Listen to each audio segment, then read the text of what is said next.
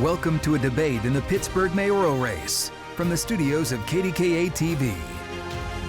Hello and welcome everyone to KDK's debate in the race for Pittsburgh mayor. I'm Ken Rice and I'll be serving as moderator. Let's welcome the candidates. On the left, Democrat Corey O'Connor, and on the right, Republican Tony Moreno. Mr. O'Connor is 41. He lives in Point Breeze and currently serves as Allegheny County Controller. Mr. Moreno is 57. He lives in Brighton Heights and is retired from the Pittsburgh Police Bureau. I'll be joined in questioning the candidates by Lisa Smith, KDK's Director of Community Impact, and John Delano, retired KDK political editor. Here are the rules for our debate. Candidates will have 1 minute to answer our questions, then 30 seconds for rebuttals to their opponents' answers. The questioners may jump in with follow-ups, and we'll make sure the response times are fair. And finally, each candidate will have 90 seconds for a closing statement. And so let's begin. We held a coin flip earlier. Mr. O'Connor won and opted to take the second closing statement, and Mr. Moreno opted to have Mr. O'Connor field the first question first. So, Mr. O'Connor, this goes to you. What are one or two things that Mayor Gainey is doing that you will stop doing? And what are one or two things that he's initiated that you'll keep doing? So, great question, and thank you guys for hosting us again. What I believe he's doing well is a program called Vision Zero, where it protects our bikers, our walkers, our street safety, our calming, has done a very, very good job. He's also invested in a program called REACH, which is community outreach in neighborhoods that need it when you're seeing violent crime kick up. And I think he's done a very good job of that. What he hasn't done a very good job of over the last 2 years is growing our city. We have to start growing. In order to take care of the other issue that the mayor's been lacking in is his transparency on our budget. We know we have a budget deficit that's coming up, but in order to get out of that, we can't just continue to tax and cut. We have to start growing. And I think this administration has lacked in transparency and lacked in a vision of how we're going to grow our city. Mr. Moreno, one or two things Mayor Gainey has been doing that you'll stop, one or two things that you might continue. Well, we're going to go forward and be transparent in how we're going to spend our money. Mayor Gainey has put forth funds for housing and people buying houses, trying to make it available for community members that haven't traditionally been able to buy a house. There's programs being put forward and money being placed so they can realize the American dream of home ownership. And in the same turn, we are wasting so much money in this city. We need to address our needs in a matrix of importance. We need to make sure that we're taking care of people first financially. The city can see how the government is treating them by how they spend their money. And right now, it's not a good look. We are not spending our money where it's necessary to keep the city going, to keep our residents safe, and to keep people coming back to Pittsburgh. Mr. O'Connor, you have 30 seconds. I would just add to that the mayor came in at a time where we had an influx of actual cash. When I left city council, there was a surplus. And then we actually got $340 million of COVID relief money. That money was not well spent in building a future for our city. When you talk about affordable housing and workforce housing, we should have shovel-ready sites with that $340 million that wasn't put back into our neighborhoods. Pittsburgh's made up of neighborhoods, and that's where we have to invest. Mr. Moreno, final word on this? They took that money, the COVID money, and completely squandered it. There was $112 million that were put forward for workforce stabilization, and that money has not gone towards workforce stabilization. When this went forward, Corey O'Connor put forth a hiring freeze. At the same time, there was $112 million specifically laid out to prevent a hiring freeze. It was to bolster our public servants and our frontline workers, and the money didn't go into their hands. Thank you. Lisa Smith has the next question. All right, thank you. Mr. Moreno, this question goes to you. If elected mayor, you will very likely inherit a city budget that is very lean. However, the city has multi-million-dollar needs. Police officers, firefighters, EMS, staffing, public works equipment, ambulances, the list is long. In fact, here is how City Controller Rachel Heisler describes city ambulances to KDKA-TV News. If you're having a medical event or I'm having a medical event, do you want an ambulance that's older than, the Bush administration to pick you up?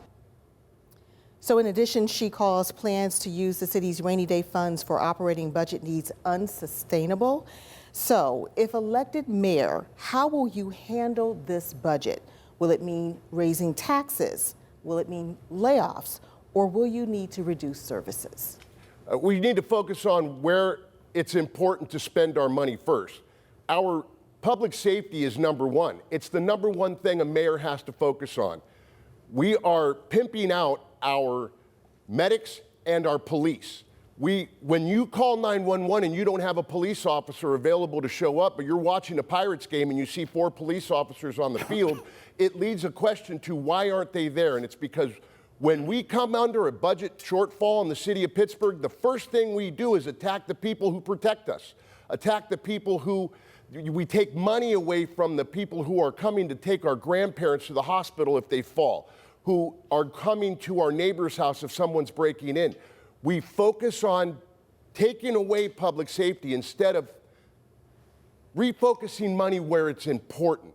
I am going to come in, put a matrix, and start from the beginning on where money needs to take care of people first, and instead of folly like arts in the park. Thank you. Mr. O'Connor, again, the question is, will you raise taxes? Will you have layoffs or reduce services? First thing, you have to have transparency. As the city controller has mentioned, and in my current role, I was the first one to blow the whistle on the county's structural deficit. And I think you have to get in there and look at the transparency and lack thereof. What are the contracts that exist? Can we refinance old bonds to save us money? We have to look at each and every line item in the current budget because we know last year was false. When you only have a couple $1 million for police overtime, we know that's a faulty budget. So we have to be very upfront and transparent. When it comes to creating other opportunities to fund programs like purchasing ambulances, I believe that's where we have a community and a nonprofit agreement where we can start talking about purchasing those assets, taking them off the city tax rolls, and having a community benefits agreement that's going to help save our costs and invest in our capital so that we can make sure that our residents are safe. Okay, thank you. Mr. Moreno, 30 seconds. Well, we deal with transparency and accountability. We had money to address these things. When we talk about vehicles, they had money for vehicles and they did invest in vehicles. They spent it on 150 electric vehicles with all their charging stations. They didn't invest in medic trucks. They didn't invest in police cars. They didn't invest in the things that we need to take care of us now. That's where I will change this. I will put money towards the things that are going to help people on the street right now instead of things that don't matter in the end run and for people's lives. Thank you. Final, Mr. O'Connor. Yes, I mean, I would just say that, yes, we all know that that money was squandered, especially the COVID relief money over the last couple of years. But for us to get back in the plus, we have to start an economic challenge here, which is growing this city. Hasn't been appreciated in many, many years. But you have opportunity all around us to invest in young entrepreneurs, for small businesses to continue to grow. That's where we have to invest so we can grow our tax base, bring more people back to the city of Pittsburgh. Because if we continue to grow, it'll solve a lot of these tax problems. Thank you. John? Mr. O'Connor, this question goes to you first.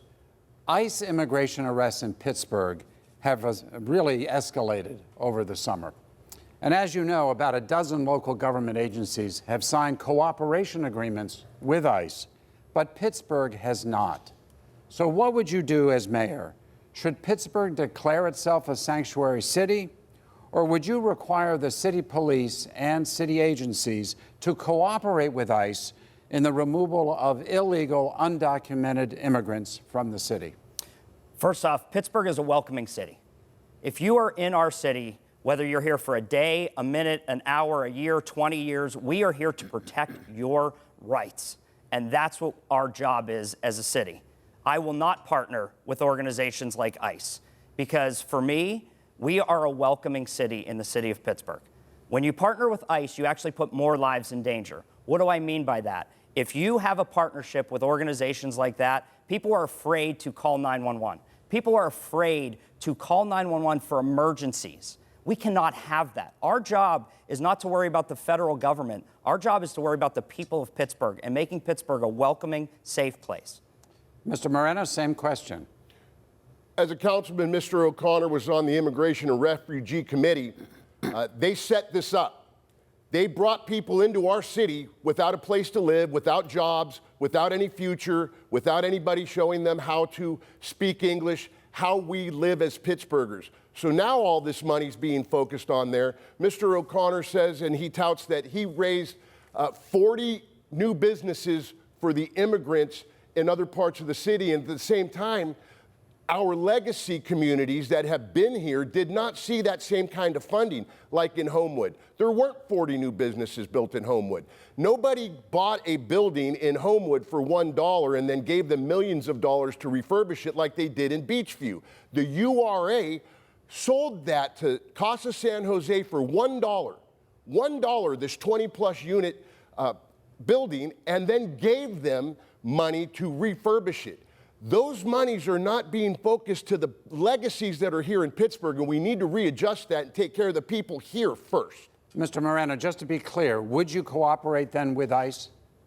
It's in our rules and regulations. The city police officers are by rule ordered to, when somebody from the federal government has a legal reason to be here, they have to respond. They have to partner, and there's a good reason for it because the city of Pittsburgh Police knows our communities, they know where they're going, and they know how to get there. It's important that our police officers are there so the people that are being addressed are safe and the law enforcement officials are safe. Without that, it'll be mayhem. Mr. O'Connor?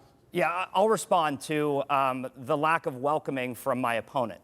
Pittsburgh is built on immigrants. Look at each and every one of our neighborhoods, how they were founded. There are immigrants all across the city. When he's talking about funding for 40 companies, I never said there were companies that got funding from the city of Pittsburgh. 40 immigrants moved to our region and started their own companies. You want to grow Pittsburgh, you have to accept that we accept everybody in this city. We want you to come to Pittsburgh.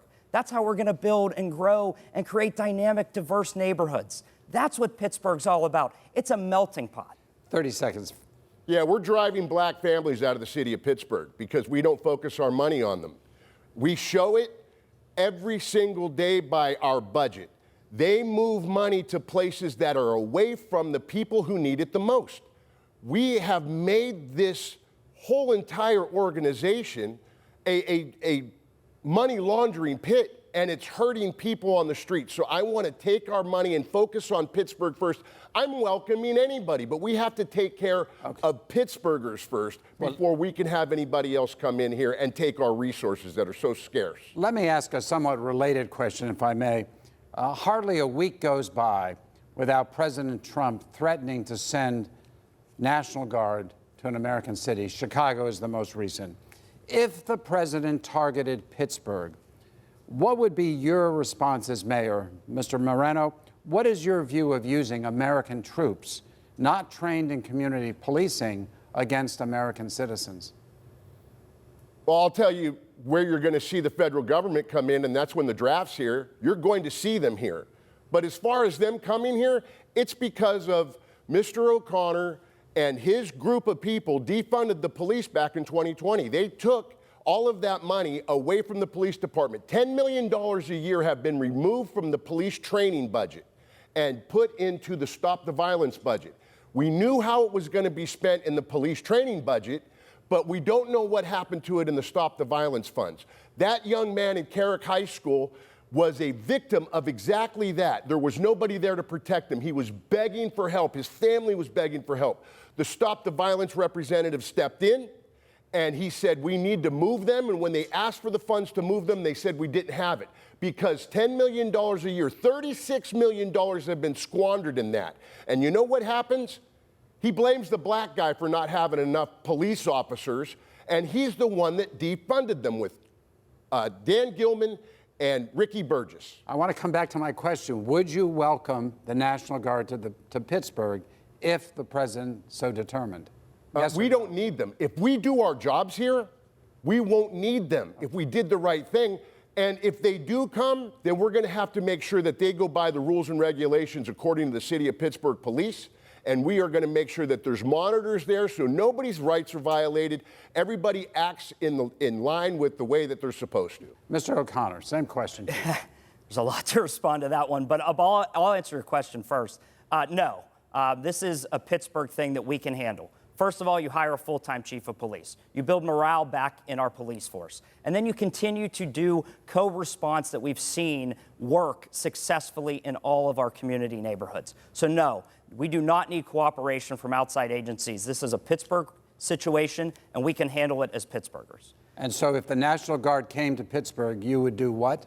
I would say, sorry, but we can handle this ourselves. We do not need cooperation from outside agencies.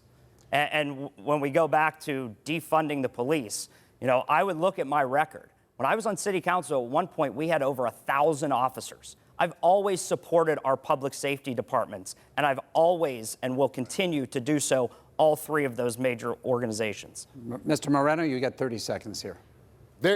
It's in black and white. These were his votes. This is his responsibility, and his, in partnership with Ricky Burgess and Dan Gilman from Bill Peduto's office. They organized this. They talked about it in 2018 in lowering the police department. They came to the determination you can't fire them, so you just take their funding away. That's what happened, and now we're sitting at this spot now, and it's his fault. He's responsible for it, and that money's been squandered out. They still have a budget for 850 officers. Mr. O'Connor, you get 30 seconds. Yeah, I mean, where he's coming up with this, I honestly have no idea. We've invested in our officers. We always have. We are invested in community policing. We aren't invested in whatever plan he's talking about. But for us, we've never defunded our officers or our police department. That's never occurred in the city of Pittsburgh. It absolutely did. He Thank you absolutely both. did that. Lisa? Thank you. Yeah, we're going to actually stay a little bit on this topic. Mr. O'Connor, you just mentioned hiring a chief of police. The Pittsburgh Bureau of Police has gone nearly 1 year without a police chief. If elected mayor, where does selecting a chief of police land in your list of priorities? What qualities do you want to see in the next chief? And when should we expect your pick to be in? Number one, I mean, that's the number one priority. You want to make sure that people know that the next mayor is dedicated to hiring a full-time chief of police.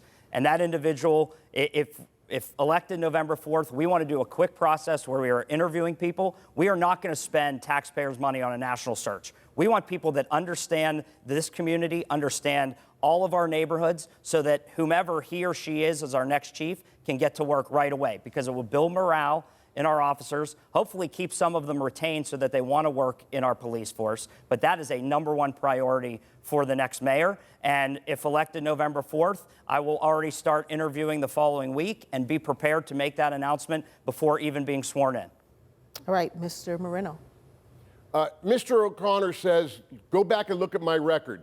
He's got 11 years that'll show his votes, and his votes are exactly that. They voted to take $10 million a year out of the police training fund, meaning we can't train police officers in the academy. We can't train police officers in mental health training. Their co-response has been available since 2012. I know, because that's what I did. I was part of that. I was part of that mental health training. What they do now is insufficient. They put a social worker in a police car with a uniformed police officer, and it's detrimental to both, and it's detrimental to the police who are there.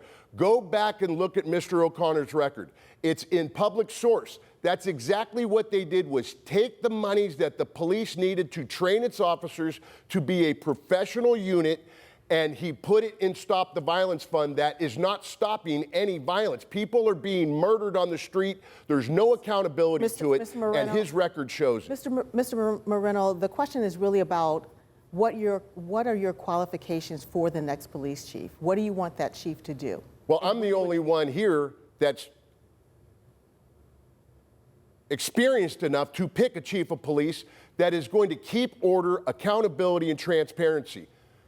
I have the ability to go in and look at somebody's resume before they were promoted. And that's the important thing. What did you do? How did you act before you became a boss, before you were picked to do something special? I will go in and bring somebody that's community-oriented, that is mental health first, because that's the biggest problem we have in the city of Pittsburgh right now, and we have to deal with that. Thank you.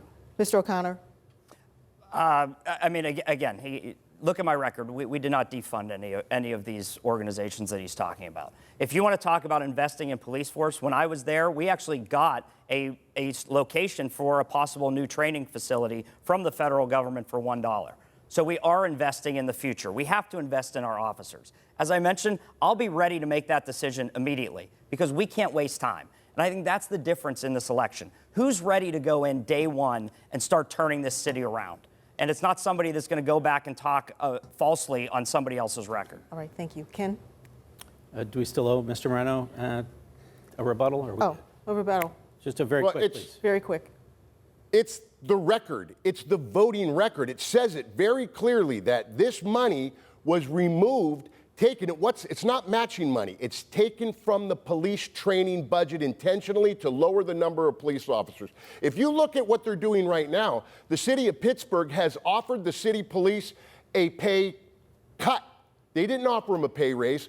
3% a year for the next 3 years, and then an 11% raise in health care. They're asking them to thank you very much for giving me a pay cut of 2% to stay here. Thank you. Gentlemen, in our primary debates here last spring, we talked about how other cities have done what Pittsburgh can't seem to do, get their big nonprofits to make voluntary payments to the city. We asked, have you studied what's worked elsewhere? Mr. Moreno, you said you didn't need to look at anybody else's plan. Now, Baltimore brings in $6 million a year from its nonprofits. Providence, $11 million. Boston, more than $35 million. So why not look at anyone else's plan? See what's worked and see if you can apply it here. Because we have a plan here. It's called St. Margaret's. You go over to St. Margaret's over next to Waterworks Mall, that hospital sits on city property. City of Pittsburgh owns Waterworks, but that property stretches out to Duncan where St. Margaret's fits. When I talked to Michael Lamb about the budget, the last time I ran, it came up. There's one line item that says payment in lieu of taxes, and it was about $460,000, and I asked him what that was, and he said, that's St. Margaret's. I said, so the retired police detective has to come in and show you that there's already a model for taking back those funds that we spend in the city to take care of our properties and serve that unit. All we have to do is take how they formulated those numbers, spread it out across the city, and then you use that as leverage. That number is going to be so astronomical that we can now sit down and say, hey, we want you guys to give the city employees health care, and then we want you to make training facilities with those dollars and not just in the general fund. Mr. O'Connor, as mayor, what leverage would you use to get the nonprofits to chip in? Would you lead an effort to perhaps put public pressure on our universities and hospitals to pay what some consider to be their fair share? Might you go as far as to withhold new building permits? What new strategy that other mayors haven't tried would you try, perhaps inspired by what's worked in other cities? So if you look at the other cities, it's a cooperation agreement. And if you actually look at the past in Pittsburgh, we have been successful. We were successful under Mayor Tom Murphy, who had the initial payment in lieu of taxes. Then you went on to Mayor Ravenstahl, who went to a lawsuit, found no funding for that. Then Mayor Peduto sat down and had a 1 PGH plan, which got over $100+ million. Current administration went back to court, and we've lost every court case. In fact, the city residents have lost over $100,000 in tax revenue fighting that. You have to go with specific asks that meet their mission. For example, both of our large nonprofit hospitals, why are we not talking to them about purchasing ambulances for the city over a 5-10-year agreement that fits within their mission? Their mission is to help save lives. So is our paramedics. Talk to them about what within their mission they could fund to save city taxpayers' dollars so that we can invest those dollars not just in equipment, but then back in our communities so that we can invest in small businesses in our neighborhoods. Sorry. That's what you would do. You would not go to lawsuits and things like that. I mean, we still have a current lawsuit, but what you would have to do is negotiate within their goals and their mission. It's not just the hospitals, the universities as well. Your time is up, but I want to interrupt you with a quick follow-up. If you're going to negotiate, from what position of leverage will you be negotiating? Okay, sorry, again, I didn't understand that. What you're negotiating is, here's the property that you own, here's the people that work within the city of Pittsburgh, and our cost to protect your employees as well. So you come up with that figure, you sit down with the larger nonprofits, and there was a deal already. We know that Governor Shapiro came in, helped, and had a major deal with one of our larger nonprofits, and the current administration declined it. You know, when we talk about building a city of the future, it's all hands on deck to have that cooperation agreement from the state to the city to the county. Mr. Moreno, 30 seconds. Yeah, there's a lot he doesn't understand. And one of them is he was on council for 10 years and did nothing about this. You know why they're not offering up this money like they did before? It's because it goes into the general fund and it gets squandered. They know that this government just steals money and spends it wherever they want. I am going to come in and directly show them where their money is going to be spent, and it's going to be giving back to the community, and it's going to train people to be here in the city of Pittsburgh. It's going to build jobs. It's going to make it so we can put people in houses from the city of Pittsburgh and bring those families back into the city. Quick final word. The final word is, he said, you know, go within their mission for specifically where their money's going to go. That's the agreement. That's how you talk to large corporations and nonprofit organizations about where their money is going to be spent so that Pittsburghers get a bigger bang for their buck. Time is up. Thank you, gentlemen. We need to pause now for a quick break. More of KDKA's Pittsburgh mayoral debate right after this.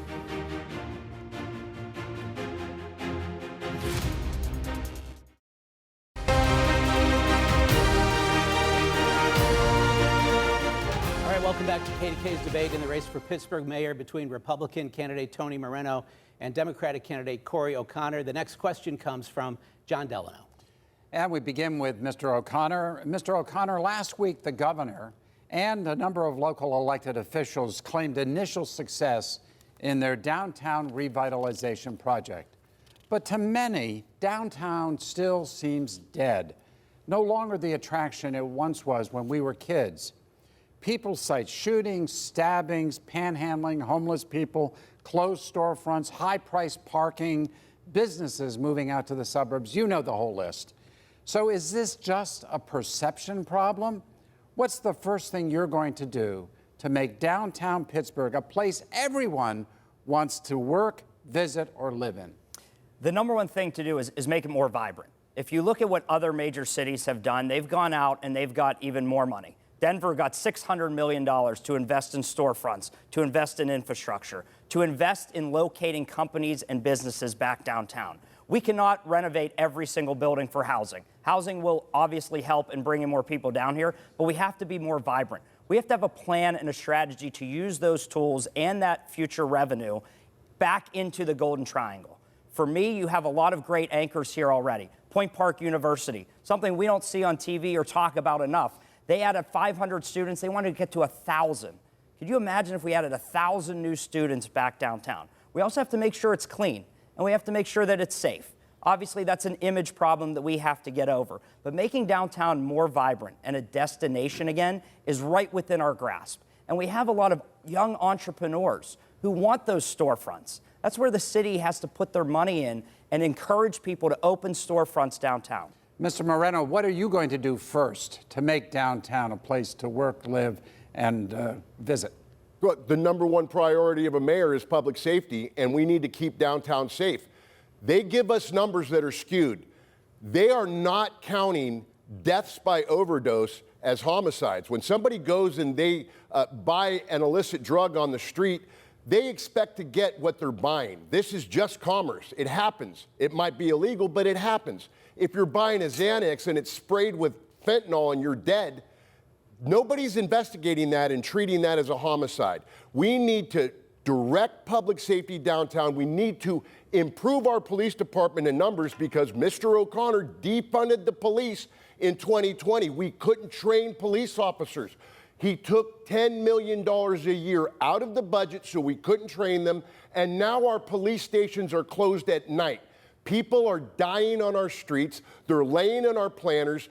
They spent $10 million on mental health issues, and that didn't get shown on the street. So we have to redirect all of those resources downtown to keep businesses staying and people coming to visit them. Mr. O'Connor, 30 seconds. So back to downtown. You have to have a vision for it. As I laid out in my first comments, we have to have a vision of investing in downtown, in the triangle, in the heart of major intersections so that we make them more vibrant. We also know that AI is the next big wave in technology and in jobs. We can be the world leader in AI. We have to start looking at downtown completely differently, where we streamline a lot of these companies and startups to be back downtown, offering incentives, rehabbing buildings for those purposes so that we can grow a city.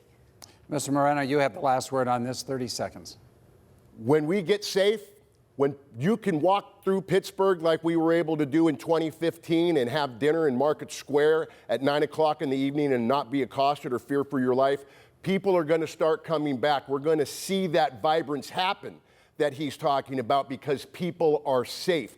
Businesses want to be here. They're not coming here because the permitting issue and licensing issue is too difficult to deal with, and it's not safe. Bring safety back. I'm going to put officers there that are community-oriented, and I'm going to make it easier for businesses to come here. Thank you both. Lisa? All right. So, Mr. Moreno, we're going to talk now about neighborhoods. And when it comes to Pittsburgh neighborhoods, all 90 neighborhoods are not created equally. Some neighborhoods see heavy investments while others see little to no investment. Some neighborhoods have higher median income levels while others have low median income levels. Some neighborhoods have high crime rates and then others have low crime rates. So if elected mayor, what will you do to make quality of life in all neighborhoods a priority? When I look at our neighborhoods, I see it as this is a family. This is our family. This is my family. As your mayor, I am going to look at it as a head of a household and how to deal with that. What do? You keep your family safe. But if you have a lot of children, everybody understands that each one of your children has different personalities and different needs, and that's what the neighborhoods are like. Some neighborhoods need safety. Some neighborhoods need a traffic calming to protect their schools. Some neighborhoods are just fine, and they're just asking for another day that they have their trash picked up for their recycling. If you treat each neighborhood for the needs that they desire and they have to have, everything will come together. Right now, we are separating neighborhoods. Everybody knows that Homewood gets treated differently than everywhere else. All this money is being squandered. They put forward hundreds of millions of dollars and it just goes away. Mr. O'Connor. Yes, each and every neighborhood is unique and different. But for me, it's getting to the neighborhoods that haven't seen us in a long time. Over this summer, we've been doing listening sessions in a number of communities to find out what resources they need so that they can rebuild their own communities. Think about the 11 lots or 11,000 parcels that the city actually owns. If we had those shovel-readies for community organizations to start taking ownership, to allow people to rebuild their own communities, investing again in main and main districts. The heart of every community is the business district. Let's invest in there. Let's invest in young entrepreneurs so that they can create their own wealth. You want to talk about home ownership as well? That's something that we know in a lot of our neighborhoods we haven't seen in years. And we know that home ownership is the path to generational wealth. And that's where you use the Housing Opportunity Fund. That's where you be aggressive and proactive in cleaning out sites and starting to allow communities and community organizations to rebuild their own communities. All right, Mr. Moreno, 30 seconds. It's really difficult to sit here and listen to someone talk about the things that they want to do going forward when they were here for 10 years and had the opportunity to do that, to lead the charge, to do that thing, to do all of these things. He had the chance. There was $100 million that have gone through the URA in the city of Pittsburgh. $100 million, and we're still talking about the same issues. He's not talking about doing anything different. He's just readjusting how he is going to direct the things to end up in the same place. Thank you. I am going to completely redo all of those things. Yeah, I'll use an example when I was on council. Hazelwood Green and the entire Hazelwood community at that time had nothing on that site. That steel mill site was vacant. We put $80 million into that site. We've now created new companies and new jobs, but we didn't just do that on that site. We built into the community. We rebuilt libraries. We rebuilt housing developments so that people can do rent-to-own programs. We created new storefronts so that individuals can start their own companies again. It's funny, if you replay the tape, he said 2015, the city was great. Tony, just so you know, I was on council in 2015, but I don't get any credit for when the city was doing well. So now we have to start actually talking about serious issues and how we invest in those communities, not continue to blame or make up arguments from 30 years ago. Thank you. Staying on the topic of neighborhoods, I want to ask you each for your single best idea for making Pittsburgh neighborhoods more attractive, more affordable for young families in particular. Young families who will contribute to the health of the city schools, who will contribute to the health of neighborhood business districts, who will patronize parks and create vibrancy that you both have talked about. Your single best idea, Mr. O'Connor, to make Pittsburgh neighborhoods a magnet for young families. Yes, great question. And for me, this is why I'm running. I have a 3-year-old and a 2-year-old. I believe that every family should be choosing Pittsburgh first, and that's investing in our communities. We've already talked about the small business districts and housing, but also look at our rec centers. You know, when people want to gather in a community, especially with young families, they want to know that there's a safe place where they can go and that there's activities so they can meet their neighbors, meet their residents. We still operate our community centers like we did in the 1970s, from 9 to 5. We have to start adjusting with the new world. For me, I believe that rec centers should be open from 7 a.m. to 9 a.m. in the mornings and then after school as well. Because we know now that probably both parents, mom and dad, are both working jobs. We need places for our kids to go and gather and invest in those community centers as well as their parks and connectivity. It's all about getting people around their neighborhoods and exploring and feeling safe and want to be in Pittsburgh to raise their families. Mr. Moreno, are community rec centers your single best option for making Pittsburgh neighborhoods more attractive to families?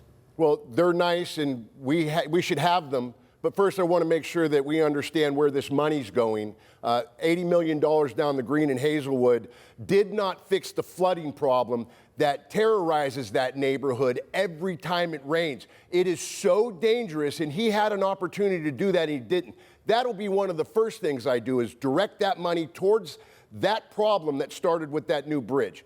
But our neighborhoods right now, that's another problem we have. They've moved $10 million a year through this parks tax, but we're not seeing $10 million a year being spent in our parks tax. You know, our community centers fall under that. They can do that right now. They could have done it way back before, and they didn't. He has had the opportunity to do this, and he hasn't done it, and now he wants to come in and say he's going to. I am going to come in, show everybody where your money is being spent, and direct it to those things that are necessary. Do we need a community center in Riverview Park first, or do we need to fix the road that's falling off the side of the hill? I think we need to fix the road first. Mr. O'Connor? We'll get to the community centers when everything else is settled. 30 seconds. Yeah, it's about how we gather young families. That's the question. And I mean, if he wants to talk about flooding, well, when I left City Council, there was $20 million for that flooding project to be taken care of. Can't tell you what happened to that. But if you want to talk about families, they want places to go. That's how you interact. That's how you grow families in Pittsburgh. My wife and I walk our kids in almost every neighborhood every weekend. We take the kids out to see various places, to different parks, to different playgrounds. That's how you grow our region. We have to talk about making Pittsburgh a family-first approach. 30 seconds, Mr. Moreno. Sorry. Bringing jobs here is important for families. Making it affordable to live here is important for families. Bringing our education system up is important for families. But the most important thing for families is safety. What do people look at when they go to move to a completely new area? They look at the crime rate, and they look at how the schools are functioning. And we are failing in both, and our government has left us down. They have abandoned us. They are stealing our money, and we're left to suffer on the streets. I want to come in and structurally Time's up. Create safety and spend our money correctly. Time now for another quick break. We'll be right back.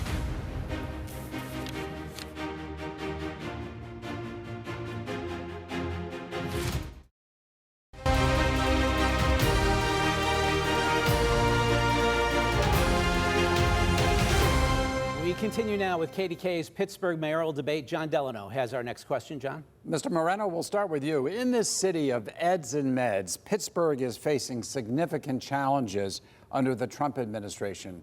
KDKA's lead investigator, Andy Sheehan, reports that CMU and Pitt alone could lose up to $200 million in research grants, while the president's immigration policies are cutting the number of international students who make up 10% of Pitt and 40% of CMU. Now, do you support these administration policies, and what role will you play as mayor in maintaining Pittsburgh as an eds and meds city? I don't know exactly what the matrix is for that reduction, so I can't speak to it. That's the federal government. I'm going to be the mayor of Pittsburgh. I need to make sure that we take care of what's going on here. We need to take the money we have available and take care of ourselves. This is what we're seeing happening.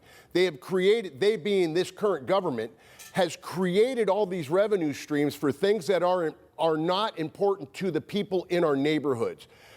That gets taken away by a new administration, and all of a sudden we're underwater. We need to take care of ourselves first, and that's going to come from bringing manufacturing and taking what we have available to us and building on it. AI is coming. Responsible AI is going to be our future right here. We're set up for it right here in the city of Pittsburgh. We bring these data centers and we build them right here. Not only does that help fund and increase our eds and meds, but now it gets people working at these centers. We could train our own community. Mr. O'Connor, your view on eds and meds in Pittsburgh. The federal cuts are going to be crippling to a lot of our communities, especially the universities.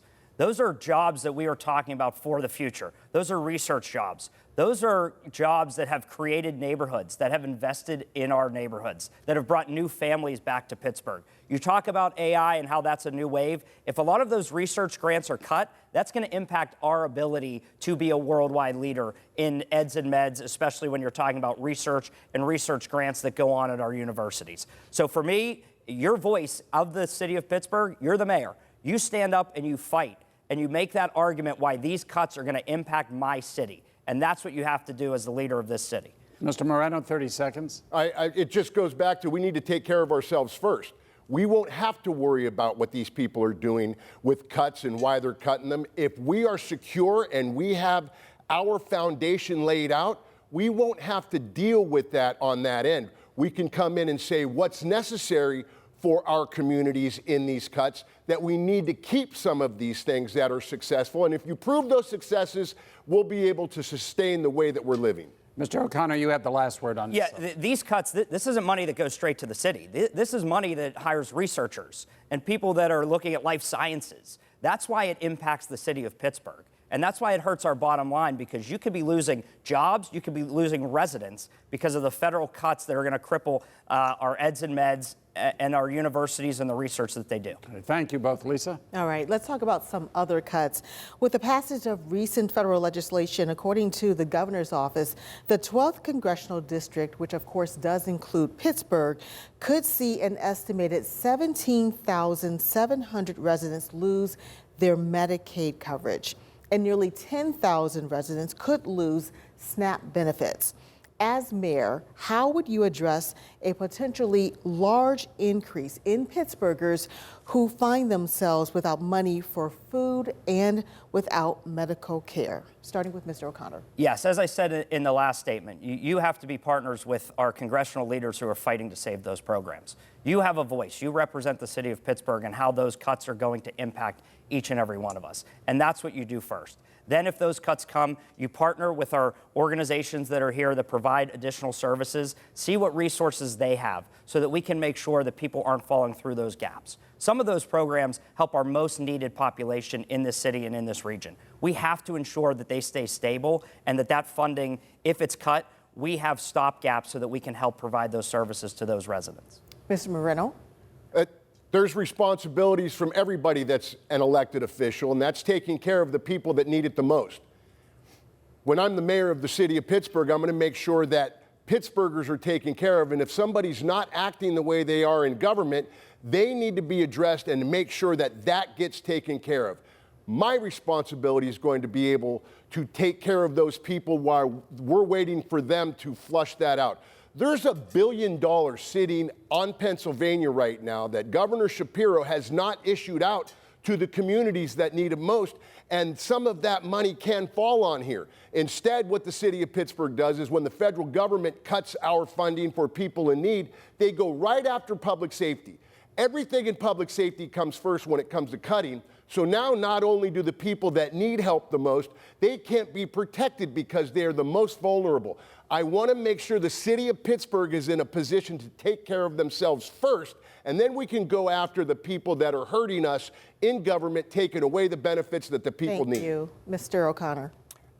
Again, I think it's partnering with organizations because we know these cuts from the federal side. We have to step up and fight for these individuals because that's what the mayor does.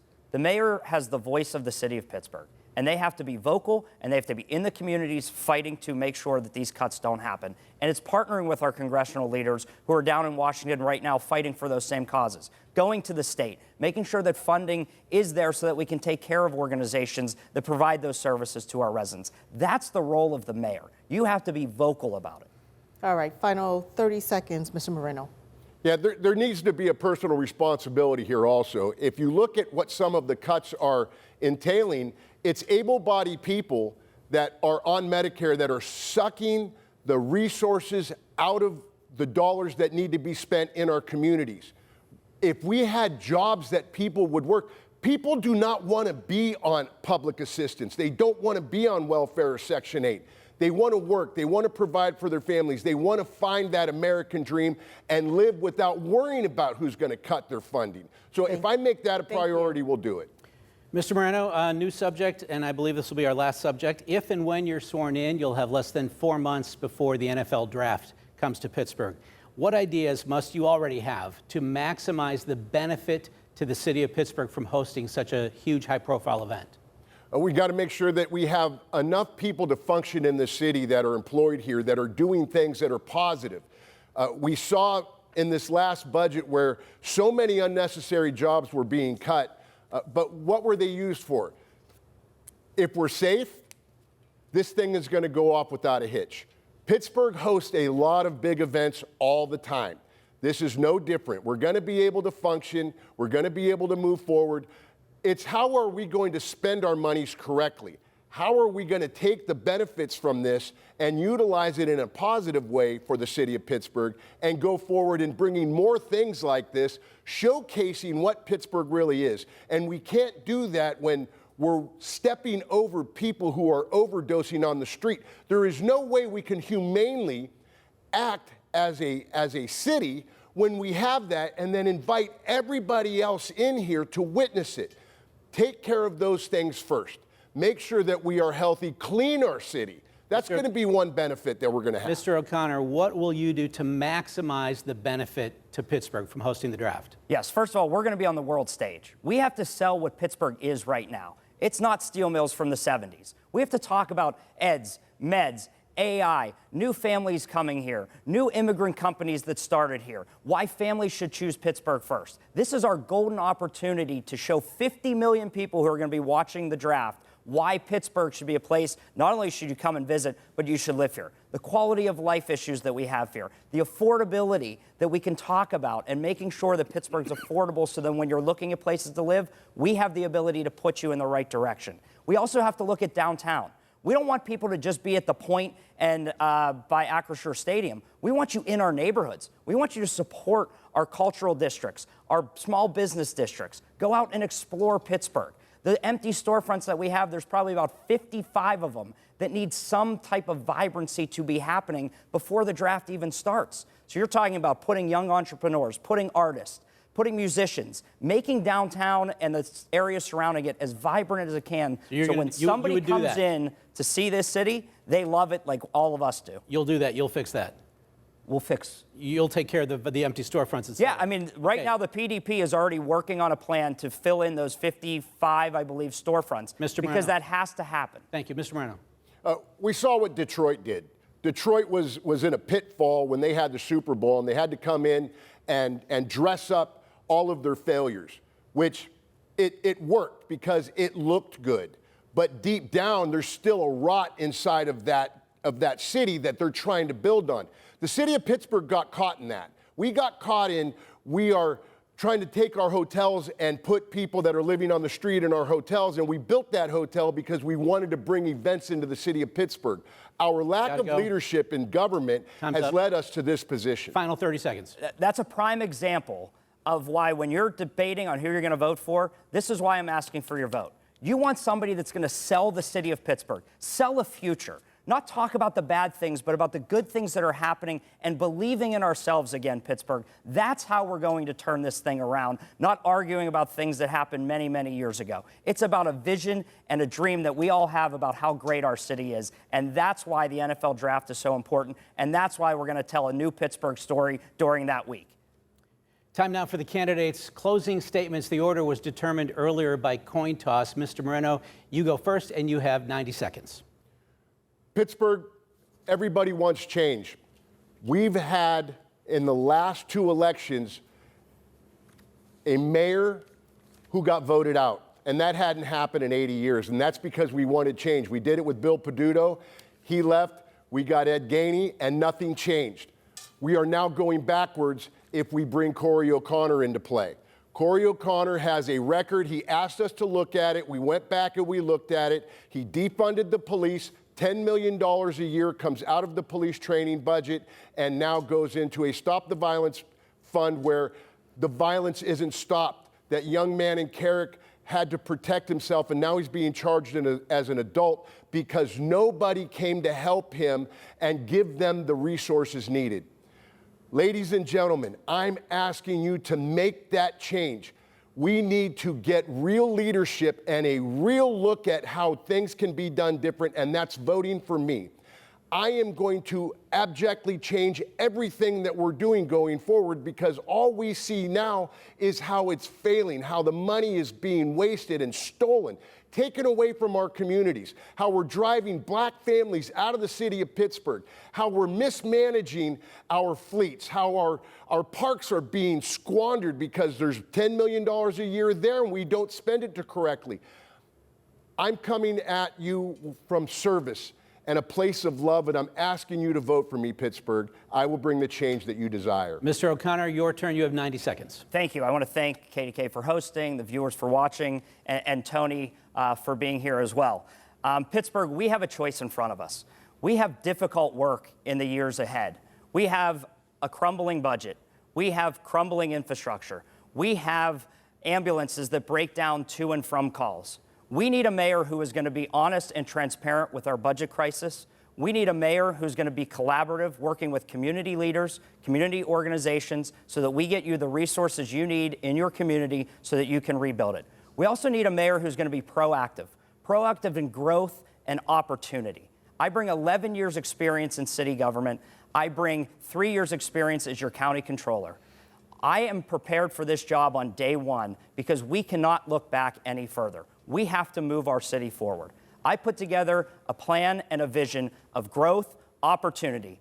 And the reasons I did that is because I believe that everybody should choose Pittsburgh first to make their home and to build their future. And we can do that. I need your help. I need your support on November 4th so that we collectively can work together and rebuild our great city again. Thank you. All right, that concludes our debate. On behalf of everyone at KDKA-TV, our thanks to the candidates and to you for joining us. Remember, Election Day is November 4th, and KDKA-TV News will have live team coverage as results come in that night, of course. Lisa Smith, John Delano, thank you. Great working with you. I'm Ken Rice. We'll see you on the news.